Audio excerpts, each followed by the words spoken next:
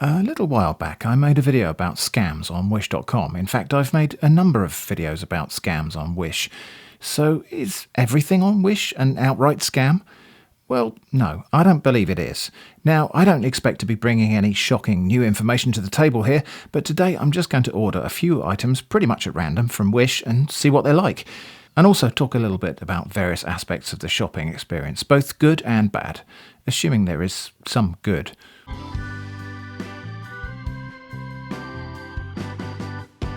So to start with, I'm going to order this, a little hand-cranked generator, supposedly for charging a USB device.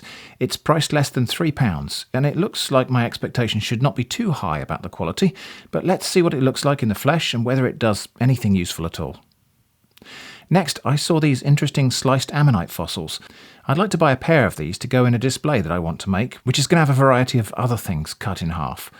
I'm going to order a pair of the 50mm specimens. Now, we've already covered scams where tech products have false claims about their capacities or capabilities, so enough said about that particular bad thing, but that's not the only deceptive practice going on at Wish. There's also false advertising of price. For example, it's really common to see ads like this one on social media. There's a little price banner thing across the corner advertising what appears to be a rather attractive low price for the item depicted, but when you click through, there's no version of that product that actually has that price. If it only happened once, I'd write this off as a mistake, but it's very common, and I think this practice has to be institutional rather than the deception of individual marketplace sellers, because those banners are all the same, so obviously added by Wish themselves, not by the seller. Anyway, let's have a look for other things to order. How about this useful waterproof case to keep my tech stuff in when I visit the beach? I ordered the largest one in orange. Now, I've not been entering any search criteria for these items. I'm just scrolling down the homepage that Wish serves up to me and selecting items from there. It does keep offering me gemstones, some of which claim to be synthetic lab-grown versions of precious stones, others claim to be natural gemstones. I'm fairly sure that there's a significant probability of just being sent a chunk of ordinary coloured glass, and I've got no equipment to test gemstones for authenticity, so I'm not going to order those. But what about these lovely crystals? These are notionally pieces of natural crystal or stone that have been ground down to a sort of obelisk shape, and I think the target market for these is the crystal healing crowd, of which I'm not a member, but also not judging. Whatever gets you through the day is good. I picked the 7 to 8 centimetre fluorite, which should look something like this, I hope, although apparently we do have to accept that natural materials might vary a bit. Okay? The reviews on Wish product pages are weird. Some of them I don't trust to even be genuine, but others just seem like reviews by people who didn't really care about the product or service, like, doesn't work but it's a nice size, or haven't tested it yet but I hope it's okay. I don't know, I can only imagine they must have been nagged into leaving a review by email notifications or something. Anyway, the last item I will order is this little rechargeable LED light, which caught my eye mainly because of the weird product title. Ultra small, mini LED, light emitting, small flashlight, keychain light, strong light, ultralight, portable flashlight. The purchase of this product is a Commercial Trade Act report. Vaguely threatening, but okay. Available in 300 and 500 milliamp hours. I chose the smaller capacity because it was cheaper. I ordered these things on the 20th of April and they arrived on the 2nd of May. Less than 2 weeks. There was some combined shipment thing going on which saved me some money on shipping, and this meant that some of them arrived as packages inside a larger package. Let's have a close look at all of the items then, in the same order as before. That little USB generator has a handle that folds out and feels like it might just snap off when I turn it. We'll take this thing apart in a moment to see what's inside.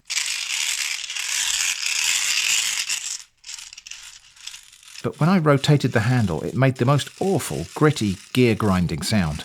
The LED next to the USB port lit up briefly, and then it didn't. And after that, it didn't do much at all. I'm not going to plug anything that I really care about into this, in case the output is unregulated or something like that. But when I plugged in an old phone and turned the handle, nothing much happened. I eventually figured out that you had to hold it at a particular angle for the gears to engage and for it to output power. I wonder if that's by design or if just because something's broken inside. Anyway, turning the handle at as consistent a speed as I could manage, somewhere around 100 RPM, the phone did register a charging input. Then it didn't, then it did, and so on. I couldn't get it to actually charge the thing constantly, and I feel like if I turn this any faster, it's going to break apart in my hands. Somewhere I have a little USB power measuring widget, but I can't seem to put my hand on it, so I can't actually measure the output of this. Regardless, let's try to score this item on accuracy of description, which I'll give 3 out of 5, because I don't believe this will charge anyone's phone in 1 minute, and it's really not high quality. In terms of fitness for purpose, I think it deserves 1 out of 5. Technically, it outputs electricity, but you almost need hearing protection to operate it, and it feels like it will break at any moment. You could charge something with this, but you probably won't. So not an auspicious start, but I suppose you could argue that you get what you pay for. Let's move on. The pair of ammonite fossils. Well, instead of a pair, they sent me 2 odd ones.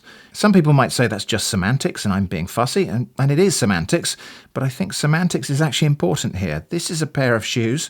This is just 2 shoes. The listing photos on Wish depicted and described a pair of ammonite halves, but they sent me just 2 ammonite halves. I specifically wanted and therefore ordered a pair. The quality of the specimens is inferior to the ones shown in all of the images, but they cover themselves there with a bit of disclaimer text, so my expectations were not high to begin with. There is a nice little bit of iridescence on one of the pieces. Score 1 out of 5 for accuracy of description. If you're buying a pair, you want a pair. This is not a pair. Fitness for purpose, by which I suppose we mean overall quality here, they are recognisably ammonites, so 3 out of 5.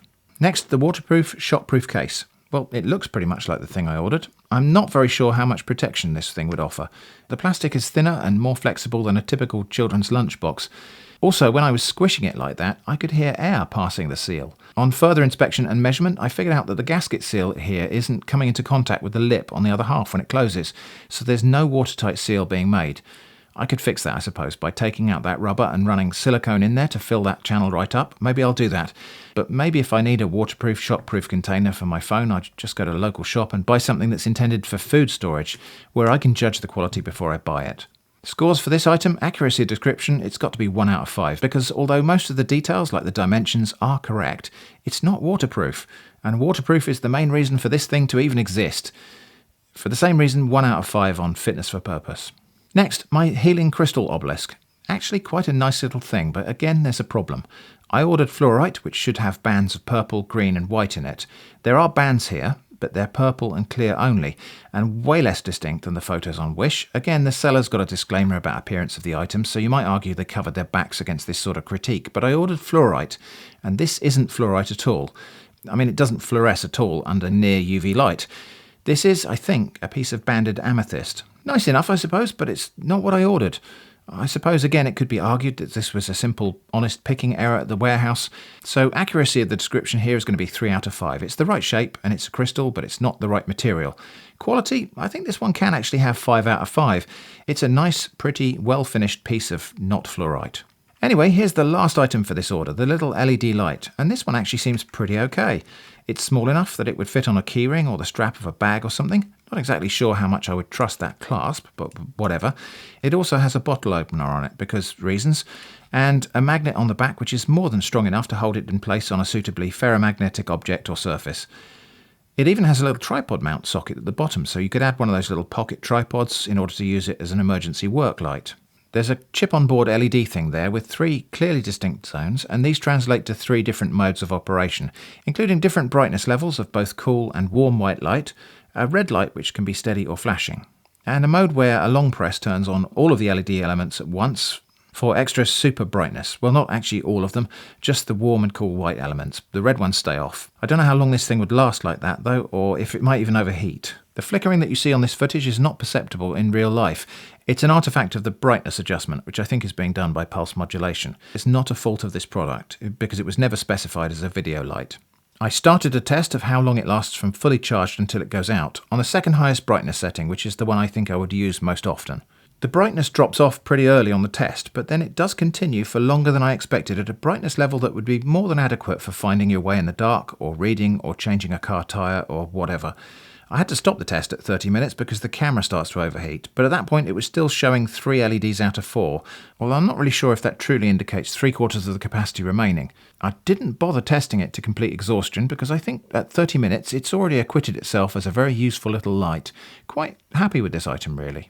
One other little feature I almost didn't notice is that although you have to cycle through the modes to get the one you want when you're switching it on, once it's been running in that mode for a little while, it only needs a single press to turn it off. That is, you don't have to cycle through all the modes after the one you were using. That's a nice little touch and I appreciate it. Scores for this item, I'm tempted to shave off a point for accuracy of description just because of this stupid photo collage that makes it look less than half the actual size it is. But since the dimensions were in the description and they were accurate, I will let slide the dodgy photo slop. So 5 out of 5 for accuracy, and I think also for fitness for purpose and quality. It's a decent little gadget and it was under a £5. Okay, so I said I would open up that dynamo charger and see what's inside. So here goes, 2 screws securing it shut, then carefully open the 2 halves. I sort of expected things to go boing and fly off in random directions here, but they didn't. Not really any surprises in the mechanism. Plastic gears on little steel spindles, stepping up the speed of rotation, driving a little permanent magnet DC motor, using it as a dynamo. There's a tiny PCB carrying the USB socket and LED, and looking on the other side of that, there are little surface mount components. I think one of them is a resistor for the LED. I think the other's a diode, acting as a half-wave rectifier, and maybe that one with the 3 pins is a voltage regulator. I hope it's a voltage regulator because that's what this thing definitely needs. The markings on these little SMD components are a bit of a mystery to me. I'll try to get a photo of them and maybe you can let me know in the comments what you think they are. While I was putting it back together, I noticed the small gear on the motor spindle was only half engaging with the gear driving it from the sort of gearbox arrangement, so I pushed it further down the spindle. Seems like it was only a friction fit, then put it all back together. And actually it works better now than it did when I first tried it. It still makes a racket. A lot of that is just from the play and backlash in all of those cheap little gears, but it's not quite such a grindy noise, and now it feels smoother to turn. And also only seems to require a lower rotation speed to sustain an output. Anyway, I suppose we need to update the score on this item now it works a little bit better. So now this little thing can have 2 out of 5 for fitness of purpose. It seems to charge stuff okay. And maybe it might be better than nothing in an emergency, but if I was planning to carry something for backup power for an emergency, I would simply choose something that isn't this, because in an emergency you want something that's pretty much guaranteed to work, and this definitely isn't. Okay, tiny bit extra, I actually managed to find my USB power meter, and I think it's fair to say that this thing, even though it's producing 5 volts, sometimes more than 5 volts, actually a bit more than it should, as soon as the device draws any current to charge, one of 2 things happen. Either it jams and starts slipping periodically, or the voltage drops right down. So I don't think this thing is actually capable of charging very much, so I think I might take that fitness for purpose point back. So in conclusion, what's the shopping experience like in general?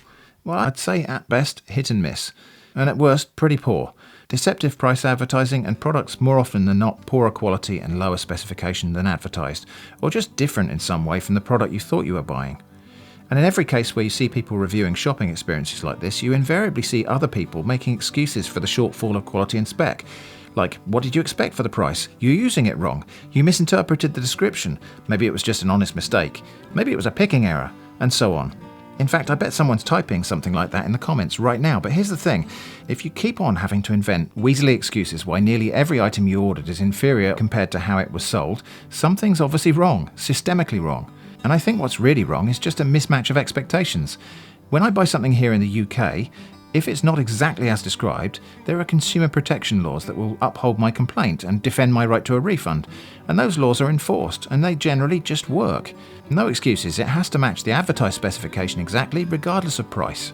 But shopping on Wish is a bit different because it's a transaction that takes place across a pretty significant division of culture and consumer laws, by which I mean both the existence of consumer laws and the effective enforcement of those laws. And it's very clear that the marketplace sellers on Wish, and it's often the same ones selling on a wider range of other platforms too, either directly or by proxy via drop shipping, these marketplace sellers have a tendency to exaggerate the quality and capabilities of the items they're selling. Sometimes that's just exuberant exaggeration. Other times, as we've seen in other videos, it's an outright scam, and really anything else in between. I mean, I'm not saying that sort of selling practice is unheard of here in the UK. Dodgy market traders are a thing here too, I suppose. But they are pretty much the exception, not the rule. Technology products on Wish seem to be the area with the greatest concentration of outright scams. But amongst the other product ranges, giftware, trinkets, kitchenalia and so on, you'll probably receive something resembling the item you ordered, but it probably won't be tangibly as good quality as the listing made it out to be.